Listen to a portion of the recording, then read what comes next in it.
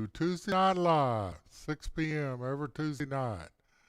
We invite you to be with us, to stay with us for the next 20 minutes while we have a discussion together. If you have something to say to us, put it in the Facebook chat, and we'll respond to it later after the live broadcast tonight.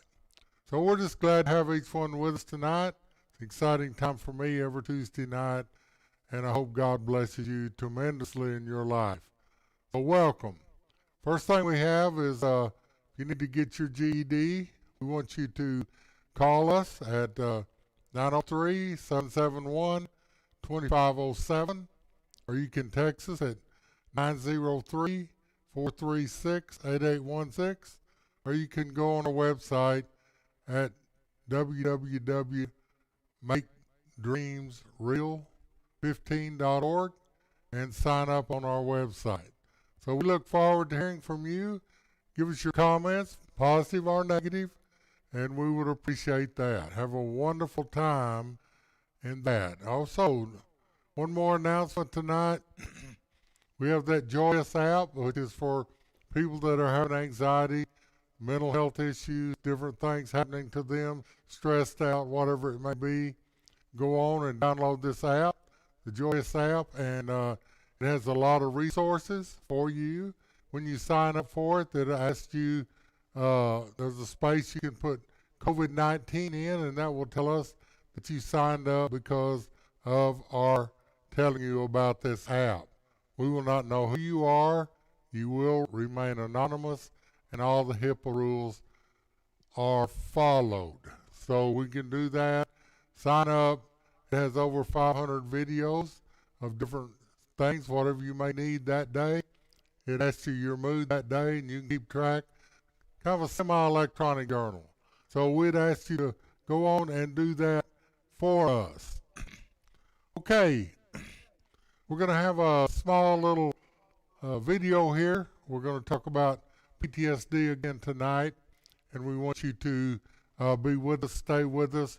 PTSD is a big issue, especially for our returning combat veterans that have suffered so much in the last 20 years or so in Iraq and Afghanistan, and we want to help you as much as we can. So if you want personal help, you can come by or you can call us, however you want to do that. So here we go.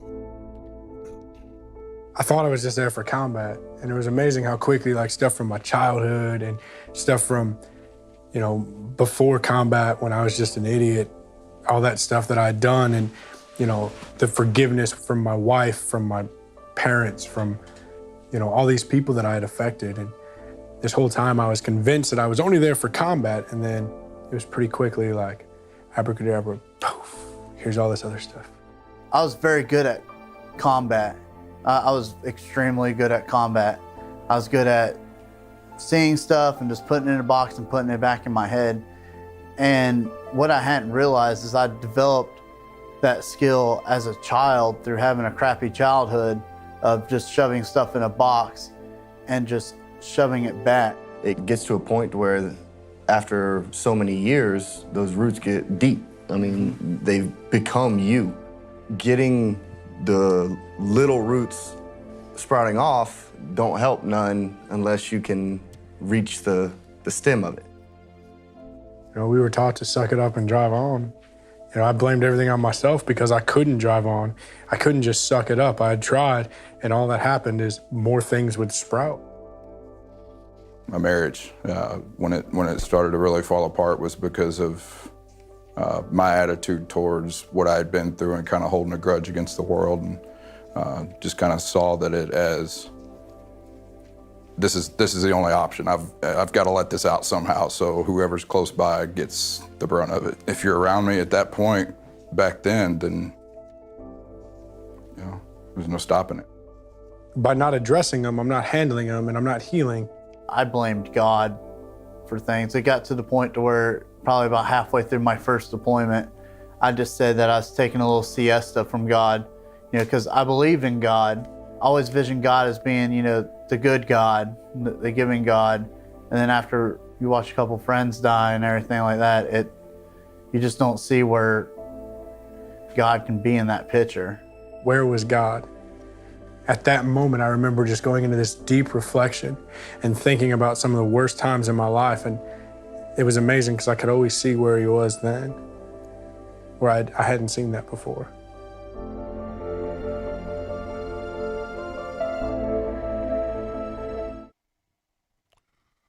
Okay, I hope you enjoyed that video. We're going to talk a little more about the Tree of Life tonight. We discussed it briefly last week and what it is, and it's kind of difficult to see it on the screen, the Tree of Life, but the Tree of Life is basically set up like this. The roots are what we call our heritage. We all have a heritage in our lives. We have parents, we have grandparents, we have great-grandparents, we have, on both sides, we have these grandparents and great-grandparents. Some of us know them, some of us do not. I know I knew both my grandfathers on both sides of my family, but my grandmother, one died before I was born, the other one died when I was 5 years old. So I have not much memory of them. And so we have that. Also, I had people that fought in the Civil War on both sides of the Civil War. And that's part of my heritage also. Also, we have those that have taught you the most in life. Who's the most influential in your life? Most of us say our parents, our mother, or our father was very influential in our life, but all of us have other people that was influential, and that is teachers, doctors, different people in our city that took us under their wing and mentored us and taught us about life. And so those are also influential. What's your favorite food? Well, you know, it changes from time to time. I used to didn't like spinach or beets or any of those type of things, but now I like those things. Still, ice cream is the best, isn't it? And good cake. I'm not much of a cake eater, but I do love pie. So what's your favorite food? What's your favorite dessert? What's your favorite drink? Is it Dr. Pepper? Is it Coke? Is it root beer? Is it orange juice? What is your favorite drink in your food? What kind of music do you like the best? Your heritage. Is it because your parents listened to it? I don't think so. When I was born, big band music was in style in the 40s and early 50s. And then along came rock and roll, and there was country music. Not like we know it now. Country music now is somewhat like rock and roll was when I was young. But anyway, the old twangy country music that we had, all those that sang that. And what games did you like when you were a child? Did you like checkers, marbles? Did you like jacks? How many's ever played jacks? Maybe you don't even know what that is. But anyway, what kind of games did you like? Did you like Monopoly? Cards? What kind did you like? What was your favorite games?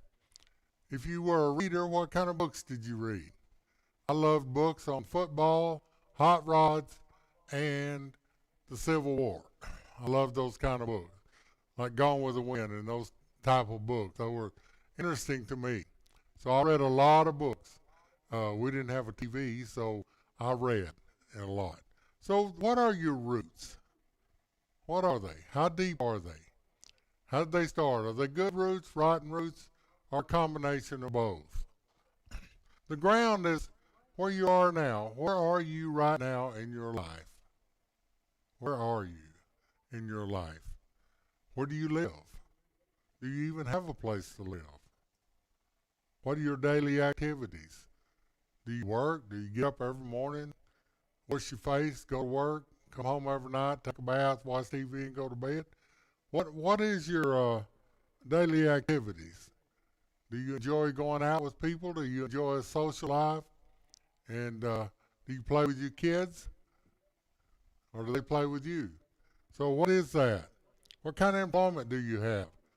Are you an office worker? Do you prefer to be outside, build houses, build things, work in a plant? What kind of employment do you have? What are your interests? Do you like motorcycles? What do you like? Do you like dogs, pets? Do you like exercise? What are your social activities and entertainment, your interests that you have? Do you like to write? It's always a good idea. There is a app that you can go to called Self, S-E-L-F, Authoring, A-U-T-H-O-R-I-N-G. Go to that app. It's free, and it'll get you started on writing your autobiography. And you don't have to write it well. You don't have to write it for anybody to read, but I can tell you it is life-changing because I do it myself. And the self-authoring app. Go to that. So, then the trunk represents your skills. Can you sing? Can you dance? Are you good at throwing a football? Are you good at baseball? Are you good at writing different things? Are you good at poems? What are you good at? What do you like to do? What are you good at? What's the best talent that you have? Can you what all kind of things can you do? So that's what the trunk is. It's about your abilities. All of us have different abilities. Some of us can run, some of us can't, some of us can jump, some of us can't. There's a lot of different abilities we have. Some of us can paint, artist work, and all kind of different things, abilities that we have. Some of us are very intelligent in math and English, and I never was very good in English. But anyway, so the trunk is your skills and strengths. What are your strengths? If you ever went for a job interview, they usually always give you a piece of paper and say, write down your strengths and your weaknesses. I hated that, okay? Because I always just locked up when they asked me to do that. What are my strengths? What do they want to hear? What can I write down that would impress them? So what are your strengths? Prepare yourself for those type of interviews you have. What do others appreciate about you? I was coming out of Albertsons in Denison the other day. I was getting in my van and unloading my groceries, and this young lady came up. She was probably 16, 17 years old, and I guess I look very old. So she said, "Sir, can I help you unload your groceries?" And her and a young man that was with her helped me unload my groceries and put them in the car. So what do others appreciate about you? What do they like about you? Are you fun? Are you a good joke teller? Are you a good mechanic? If somebody's car breaks down, do they always call you? So what do they just appreciate you just for you? Not for what you can do, but just for you. You have anybody that's like that in your life? So about that. So the branches are our hopes. What are your hopes? What were your hopes when you were 10 years old? What were your hopes when you were 14? Did you start off when you were in the 6th grade thinking, I'm going to ace this high school and college stuff? I'm going to ace this stuff. I'm going to be this. I'm going to be a CEO of a company someday. I'm going to be a financial officer. What did you have in mind? What were your hopes to be when you were younger in school? What were your hopes? Did you want to be a movie star? Did you want to be a country and western singer? Did you want to play the guitar, the drums? Did you want to be a worship leader in church? Did you want to be a pastor? What did you want to be? What were your dreams? I got dreams, just crazy dreams in my head all the time. So what are your dreams? Dream big. We got our theme song for Making Dreams Real is Dream Big. I'll play it next week for you. So be sure and tune in. Tune in next week, and I'll play the theme song. It says, dream big. Don't dream small. Anybody can dream small. Don't be a big fish in a small pond. If you know more than everybody in the room you're in, go to the next room where people know more than you do. You can't learn from people that don't know more than you do. So go to the room. It's very uncomfortable to do that. And you might be very uncomfortable for a while. Go to that room. Learn that room. Learn everything that everybody knows in that room. Then go to the next room. Okay? Do that. So what is that for you? What are your dreams? What are your goals? What would you like to own? What kind of house would you like to have? Would you like to live in the country? Would you like to live in the city? Would you like to live in a loft or apartment building? Where would you like to live? What kind of job would you prefer to have? What kind of wife or husband would you like to have? How many children do you want, if any? So, what are your goals? Have you written them down? I know a story of a guy, a young lady that went to her pastor and said, you know, I've prayed and prayed to God for a husband, and nothing's happened. Hadn't found one, hadn't met anybody, not dating anybody. And he said, went and got her a legal pad. And he said, write down everything that you want in a husband on this legal pad. God knows you want a husband, but he doesn't know what kind of husband you want. So what kind of husband do you want? What kind of wife do you want? What kind of children do you desire to have? Okay? Write them down. Write those goals down that you can have, what it is. Let me tell you another story. This guy was talking to these several young people, and he was telling them, he said, say you love horses. Just out the top, you love horses. That's all you want to do is be around horses. The guy you met, the guy you're dating, he hates horses, but he loves fishing. Okay? And you hate fishing. So y'all get married and you're so in love and you're just mooning over each other all the time. Can't keep your hands off each other. You're just doing that all the time. And that'll last for 4 or 5 years. And then pretty soon the guy can't stand horses. You can't stand fishing. So you meet somebody at work that loves horses. He meets somebody at work that loves fishing. You know the next step. So don't think that you can make it happen all the time, because eventually you'll despise each other because of that, and you will not be involved with each other. Okay? Look and see, because you want marriage to be a long-term, great relationship where you go through the good times and bad times and enjoy life together and do things together all the time. So think about that before you get into a real deep relationship with somebody that despises what you like and you despise what they like. Okay? Do that. What are your wishes? What do you wish for? I mean, I've read the deal. I wish I might. I wish I may. Have this on the star. You wish on the star. Have this wish I wish tonight. So, what are your wishes? Do you want a Mercedes? Do you want a hot rod? Do you want to get an old car and fix it up? What do you want? What are your wishes? What kind of house do you wish to live in? What are your real basic wishes you can do? Do you want to be able to sing? Do you want to be able to dance? Do you want to stand in front of people? What do you want to do? What do you wish to do? Okay. That's the trunk and the branches. So the leaves. Finally, the leaves. Important people. And who's the most important people in your life? You probably don't have very many. Maybe one, maybe two, maybe three at the most. The most important people in your life. It's the people that will teach you. It's the people that will stand in your way. The old saying is, a friend doesn't get in your way till you're on the way down, okay?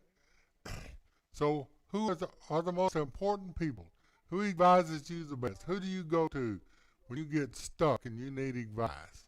Who is that in your life? Who's those important people that help you in every situation of your life and can give you instructions and advice when things go totally south in your life, or they can be there with you when you're rejoicing because of something wonderful that has happened in your life. So who are those people in your life? Who are the historic people you like? I'm sure a lot of you don't, especially you millennials, don't like the same historical figures that I like Patton and World War II and Audie Murphy and the astronauts that went to the moon first, and named my children after those. And so Who are the historical features in your people in your life? They don't have to be real ancient. I like Benjamin Franklin and those kind of people. I love Adam and Eve. That's way back. So what are those historical features? What are the celebrities who you like? I know my daughter loves Elvis Presley. Okay? That's a celebrity. Of course, he's dead now, but she loves him. She went to see his mansion and everything several years ago. And so that's one of the celebrities she likes. I like some celebrities. I can't think of any of them at the moment, so I don't guess I like them very well. But who are the celebrities that influence you? Are they good? Do they have good influence on you, or do they have bad influence, or you just take the good in them and go on? Do you like celebrities that sing? Do you like actors? What do you like? What kind of celebrities do you like? Okay? What kind of pets do you like? Do you like cats, dogs, horses, cows, whatever, birds, hamsters? What kind of pets do you like in your life? And in dogs, what kind of dogs do you like? Like big dogs, little dogs, poodles, Rottweilers? What do you like for dogs in your life? What kind of cats you like? All those things. What is that? That's the leaves. And then finally, there's the fruit of a tree. There's the fruit of a tree. What kind of fruit are you bringing forth? Are you bringing forth good fruit? Or are you bringing forth evil fruit? There's a book called The Gospel of Good Intentions. Okay?